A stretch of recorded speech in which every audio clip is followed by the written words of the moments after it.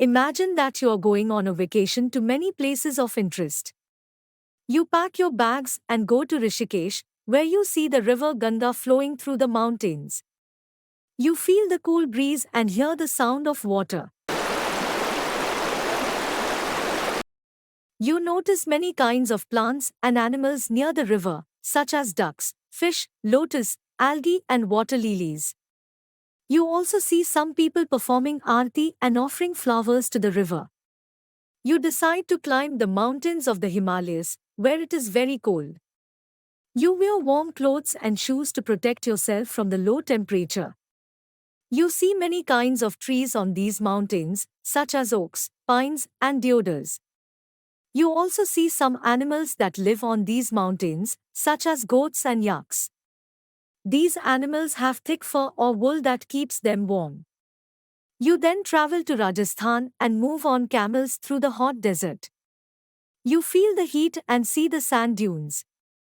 You drink a lot of water. You also see some plants, such as cactus. Cactus has thorns and no leaves. This is because leaves consume a lot of water but deserts have less water.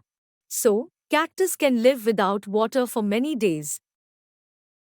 You have seen so many different places and organisms in your vacation. You realize that all these places are very different from one another. Some are cold, and some are hot and dry. And yet all of them have many living creatures of various kinds. You also realize that all these living creatures have some features that help them to live in their surroundings. Like, consider this: have you ever seen a camel and a fish in the same place? Probably not, right? That's because camels and fish live in very different places. Camels live in deserts, which are hot, dry, and sandy.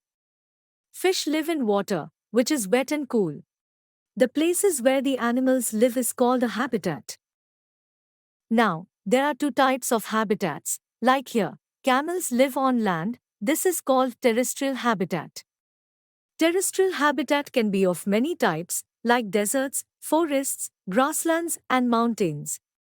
Now, the fishes live in water. This is called aquatic habitat. Lakes, rivers, and oceans are some examples of aquatic habitats.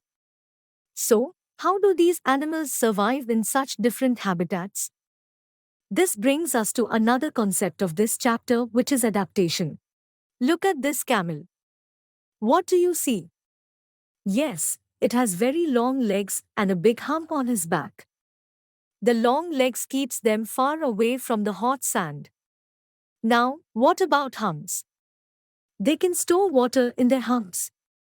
They excrete small amount of urine. Their dung is dry and they do not sweat.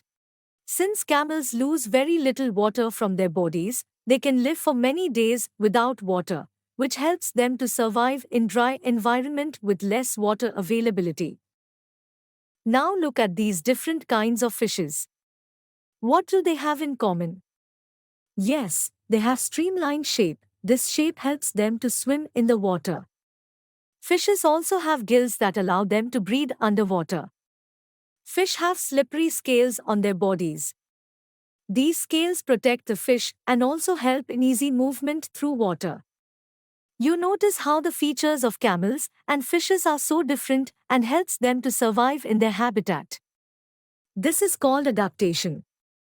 Adaptation is the process by which an animal develops certain features that help it survive in its habitat. Now, look at this picture of a habitat. Can you see there are living things and non-living things too? These are the two components of a habitat. The living things like snake, squirrel, or trees are called biotic components. And the non-living things like the rock here, or the water are all called abiotic components. Now, tell me, if there was no water or air, would we be alive? No, right? So, abiotic components are very important for us to survive. This brings us to the end of this video. Next time, when you visit any place, notice the different types of organisms living there and wonder how do they survive in those places.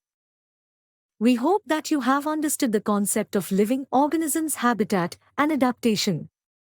Now, Here's a secret on how you can study effectively with the EduRev app. You can learn with chapter notes, watch video lectures, and solve NCERT-based MCQ tests of this chapter on EduRev. And that's not all, you also get amazing courses for Class 6 and much more for your Class 6 preparation. Thank you.